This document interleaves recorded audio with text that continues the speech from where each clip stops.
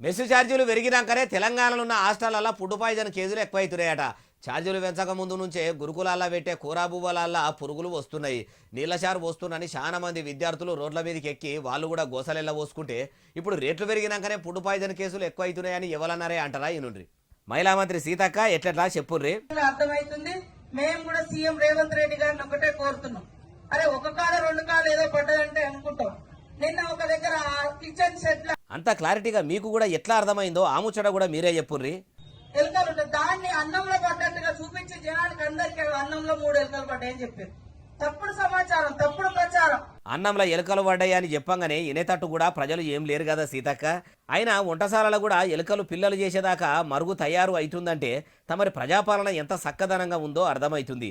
ఈడికే చదువుల శాఖ సత్రోలు ఉన్నదని చెప్తుంటే దాన్ని చక్కదిద్దవలసింది పోయి మీరిట్లా సాకులు దేవులాడి ప్రజలకు ఇనబెట్టుడు ఏందో. ఎవరో ఓర్వలేక కుట్ర చేస్తున్నారని మీరే అంటున్నారు కదా మేడము. ఓ పని చేయండ్రి, అన్ని గురుకులాల కమ్మడి బువ్వ పెట్టిపిచ్చి ప్రభుత్వాధికారులు పూటకొక్కలు పోయి తినొచ్చే కానుని పెట్టుండ్రి. పిల్లలు ఏది తింటే అదే వాళ్ళు కూడా తినేటట్టు ఏర్పాటు చేయండి. అప్పుడు ఏ బాధ ఉండదు.